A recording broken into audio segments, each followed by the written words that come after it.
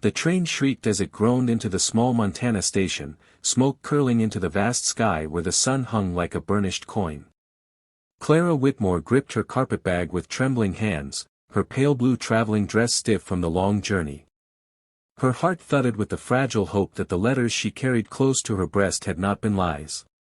Each page had spoken of a man, a rancher with steady hands, a kind heart, and a dream of a wife to share his lonely homestead. He had promised her safety, companionship, and a place in a world where she would no longer be invisible. And so she had left everything familiar behind, the clamor of eastern streets, the faces of kin who barely cared for her future, and stepped into the wilderness, her entire life bound to a promise. The train hissed to a halt. Clara stepped onto the platform, scanning the faces in the crowd. A blacksmith with soot on his hands, a merchant counting coins, farmers smelling of earth. She searched desperately for the one sign, the red bandana he had vowed to wear in his vest pocket so she would know him. Her eyes darted back and forth, her breath catching.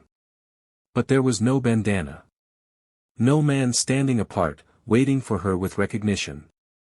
She tried to steady her hands. Perhaps he was late. Perhaps he had been delayed by chores on the ranch. Surely he would come. She sat down on the station bench, clutching her bag, and watched as one by one the passengers were greeted, embraced, carried off in wagons. The sun slipped lower. The platform emptied.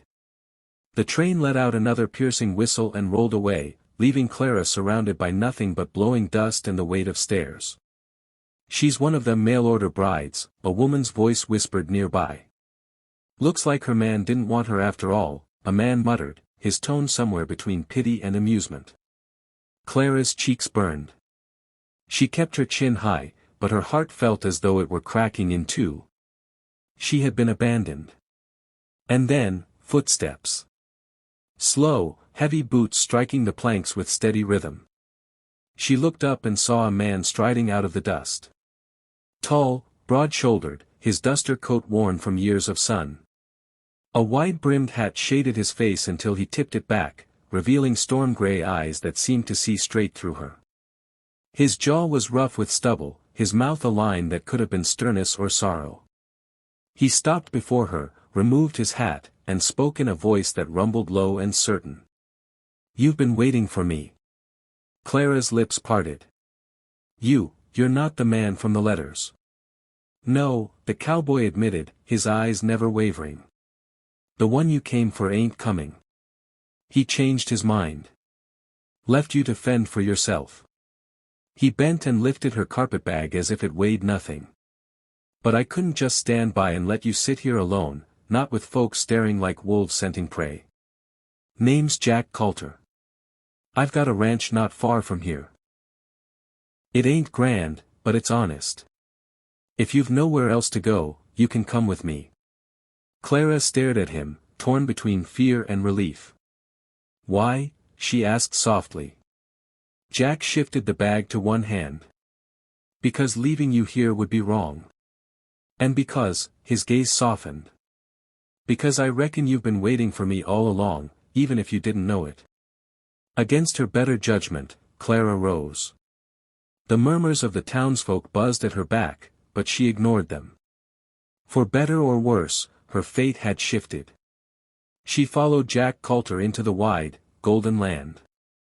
The ranch was no palace, but it stood firm against the horizon, a sturdy house, corrals of restless cattle, horses that lifted their heads as she passed. Jack showed her inside with a nod. "You'll have this room," he said, opening a door to a small chamber with a bed, a washstand, and a single window looking out at the prairie. "You can stay as long as you like. No expectations. No obligations." At first, Clara kept her distance. She cooked meals, mended what little needed mending, tended a small garden Jack had neglected.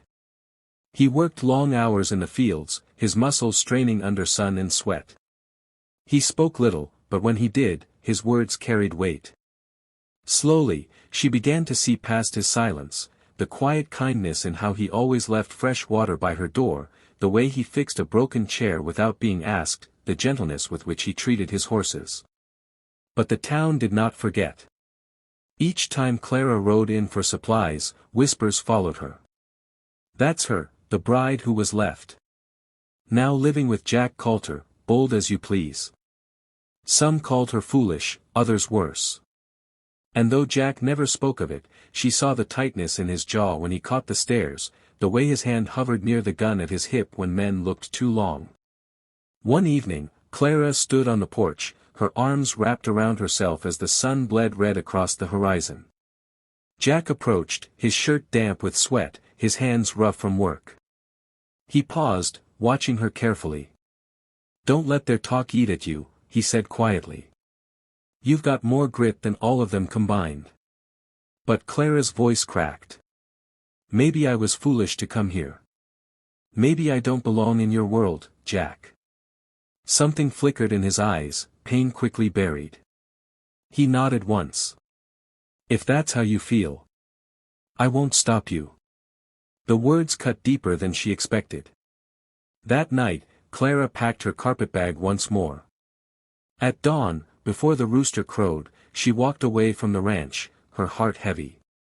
Behind her, from the fence line, Jack Coulter watched her go, his face unreadable, his fists clenched at his sides. And so the woman who had been left at the station left again, this time by choice. Weeks passed after Clara left the ranch, each day heavier than the last. She had found work at the small boarding house in town, scrubbing floors and washing linens from dawn until dusk, but the whispers never stopped. The runaway bride, some called her. Others whispered about Jack Coulter, wondering why he had taken her in only for her to leave. Clara kept her head down, burying herself in work, yet at night the loneliness gnawed at her like a hungry wolf. She dreamed of the ranch, of the golden fields, the steady rhythm of chores, and most of all, of Jack's gray eyes that had watched her with quiet patience. The ache in her chest refused to be ignored. One afternoon, a commotion erupted in town. A gang of drifters, rough men with sun-leathered faces and cruel eyes, rode in from the hills. They were lawless, seeking cattle, gold, or trouble, no one knew exactly what. Clara was walking home from the boarding house when one of them blocked her path, a sneer twisting his face.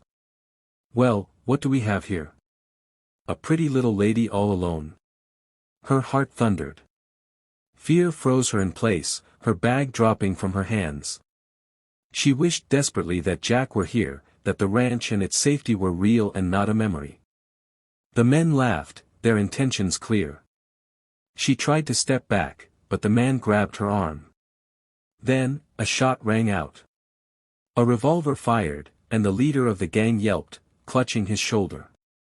From the shadows, Jack Coulter appeared, his hat low, his hand steady on the revolver at his hip. "Let her go," he commanded, his voice a dangerous rumble that carried through the dusty street. The gang faltered, taken aback by the ferocity in his tone. Who are you?" one demanded. "I'm the man she's waiting for," Jack said, stepping forward. "And I don't take kindly to men laying hands on what's mine." Clara's knees nearly buckled, relief washing over her in a tidal wave.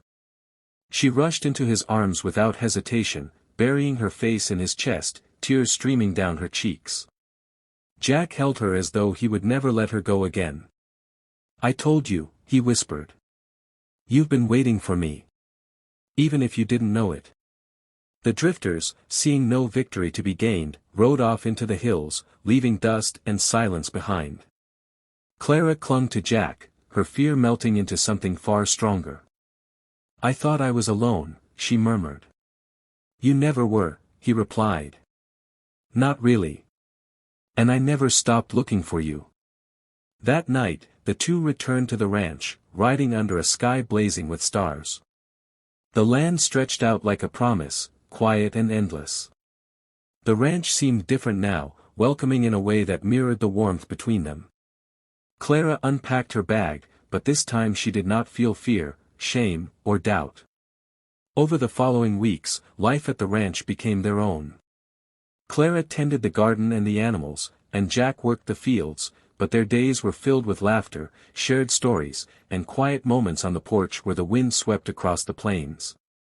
They spoke openly about the time apart, the misunderstandings, and the fear that had driven Clara away.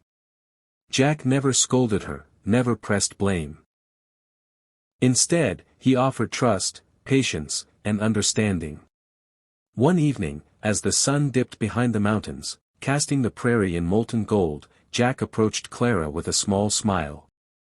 "You know," he said, tilting his hat back, "I worried you'd never come back. Thought maybe I'd lost you for good." Clara shook her head, a smile forming through her tears. "I was scared. Scared of what people thought, scared of failing, but I couldn't stay away. It feels like home." Jack reached for her hands, his fingers warm and steady. "Then you're home. And I'm not letting go again." From that moment on, Clara and Jack built their life together not just on survival but on love, steady, unwavering, and true.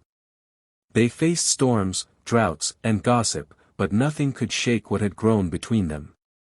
The woman who had once been abandoned at a station had found her place, not through letters or promises, but through the man who showed up when it mattered most, who walked through dust and danger, and claimed her heart with the simple truth. "You've been waiting for me." The prairie wind carried their laughter, their work, and their love across the endless plains, a testament to the power of second chances and hearts brave enough to follow destiny, even when the path was uncertain. Sparkles the end. Backhand index pointing right. If you loved this story, make sure to subscribe for more epic Western tales full of love, drama, and courage.